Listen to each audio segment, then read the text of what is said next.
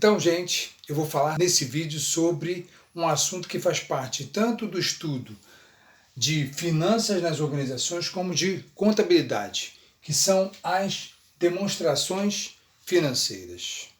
E eu vou começar com a DRE, Demonstração do Resultado do Exercício. E o que é essa tal de DRE? Vamos analisar o nome DRE, Demonstração do Resultado do Exercício. Por que ela é chamada de demonstração? Porque ela demonstra, ela expõe informações financeiras. E por que demonstração do resultado? Porque ela demonstra se a empresa teve lucro ou prejuízo. E por que do exercício? Porque essa demonstração do resultado é relativa a um período de tempo em que a empresa exerceu suas atividades, que pode ser de um mês, um trimestre, um semestre, um ano, o período de exercício que está sendo analisado e demonstrado. Então, a DRE é a demonstração financeira que vai apresentar os saldos dos recebimentos e dos gastos ocorridos para apurar o resultado do exercício. E a primeira conta é a Receita Operacional Bruta. O nome é autoexplicativo. Receita é aquilo que a empresa recebeu. Operacional porque é decorrente das operações da empresa, daquilo que a empresa faz. E é bruta porque não se deduziu nada dela, é o tudão, é o faturamento bruto. Vamos supor que a nossa sapataria vendeu no mês 100 mil. É o total que ela fatura com a venda de sapatos. Vamos supor que você queira fazer um controle das suas finanças. O que você faz? Você escreve duas colunas. De um lado, seus recebimentos e do outro lado, seus gastos.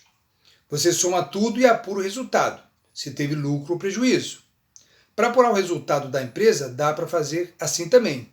Mas essa vai ser uma análise só quantitativa do resultado. Para proceder a uma análise qualitativa do resultado, saber quanto você lucrou com as operações, identificar onde a empresa está gastando muito, por exemplo, você tem que fazer a DRE, Demonstração do Resultado do Exercício. Então vamos entender a lógica da DRE. Da Receita Operacional Bruta, nós tiramos as deduções.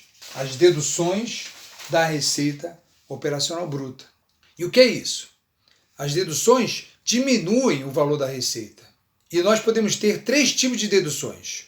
A primeira dedução possível é a devolução de vendas, que no nosso caso aqui, nós colocamos no valor de 1.000. A empresa vendeu o sapato e emitiu a nota fiscal. Mas por alguma razão o cliente desistiu da compra e devolveu. Essa devolução da venda vai diminuir aquela receita operacional. Vai ser uma dedução. Outra dedução possível é a dedução decorrente de descontos incondicionais. Descontos incondicionais concedidos pela empresa. E o que é desconto incondicional? Olha lá, existe o desconto condicional, que é aquele que depende de uma condição de pagamento, por exemplo. Se pagar antes, tem um desconto. Esse é um desconto condicional, porque está vinculado a uma condição.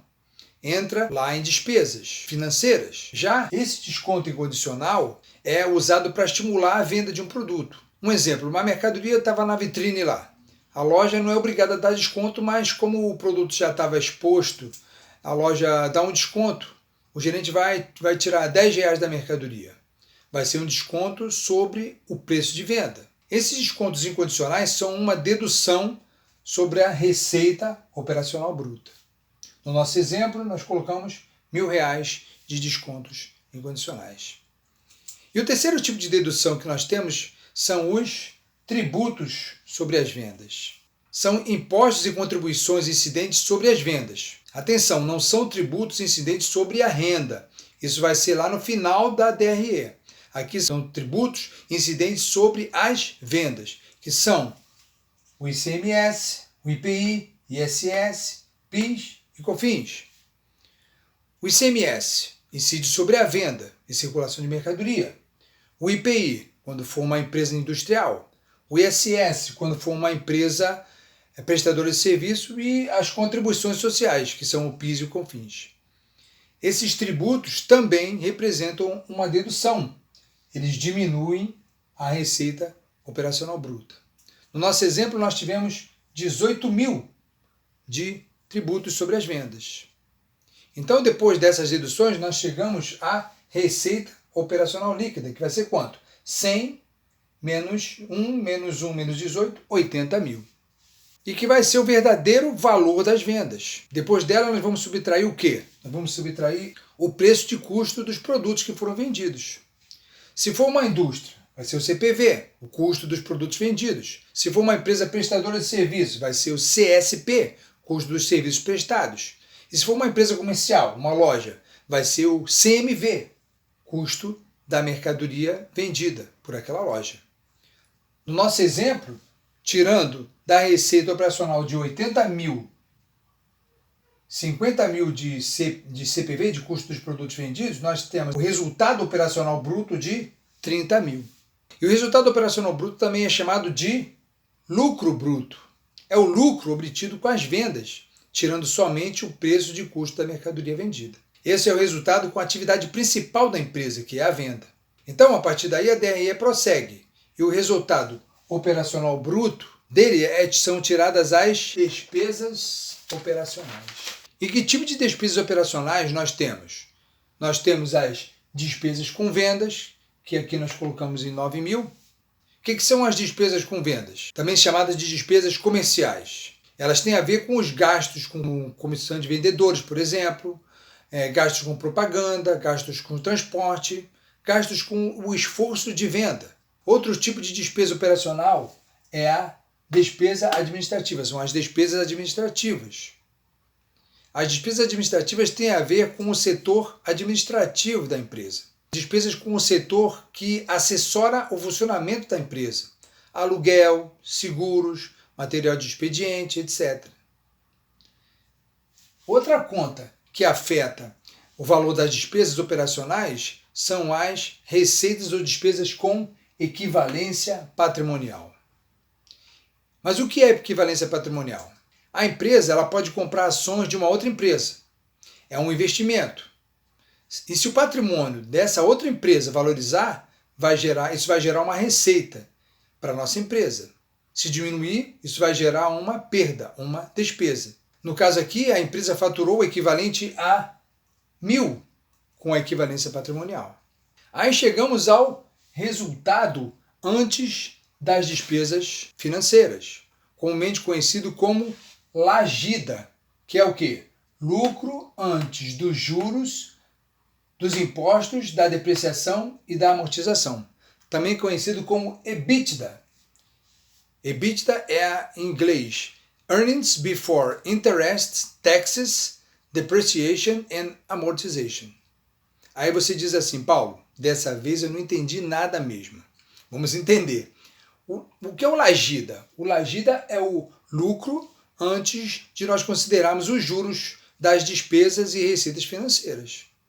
Uma despesa financeira. O que é uma despesa financeira? Despesas financeiras são as despesas vindas de empréstimos obtidos pela empresa junto a um banco ou juros pagos pela empresa, por exemplo. A empresa pegou dinheiro emprestado ou pagou uma duplicata atrasada, com juros. São as despesas financeiras. E as receitas financeiras? As receitas financeiras são ganhos com investimentos no mercado financeiro. Vamos supor que a empresa tinha um dinheiro sobrando e investiu esse dinheiro numa aplicação. Os juros que essa aplicação rendeu geram uma receita financeira. No caso aqui, a empresa não teve nenhuma despesa financeira, mas teve receitas financeiras no valor de 1.000. Depois vem o quê? Vem as despesas com depreciação e amortização. O que é depreciação? A despesa de depreciação ocorre devido a uma redução do valor de um bem por causa do seu tempo de uso ou desgaste. Um bem como um automóvel, por exemplo, vai ter, vamos chutar, uma vida útil de 10 anos. Então, a cada ano, esse automóvel vai perder valor, vai se depreciar. E essa perda de valor de um bem tangível, como esse, é chamada de depreciação. E vai ser contabilizada como uma despesa com depreciação. Já a amortização é o quê? É o mesmo raciocínio, só que para bens intangíveis. E que são bens intangíveis? São marcas, patentes. Vamos supor que a empresa teve aqui 4.000 com despesas de depreciação e amortização. Então, o que nós fazemos? Somando e subtraindo. O que está em vermelho aqui são despesas. E o que está em preto são receitas. Somando e subtraindo essas receitas e despesas operacionais, nós chegamos ao resultado operacional líquido, que no valor aqui dá 8.000. Desses 30.000 aqui, nós fomos somando as receitas, diminuindo as despesas operacionais e chegamos ao resultado operacional líquido. No caso da nossa sapataria, quanto a empresa ganhou com suas operações, ou seja, com a venda de sapatos e com investimentos. Então, até aí nós dizemos que são as operações continuadas.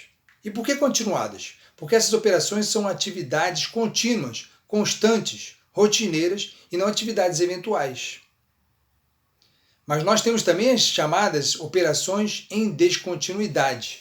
Operações descontínuas, que no caso aqui deram R$500.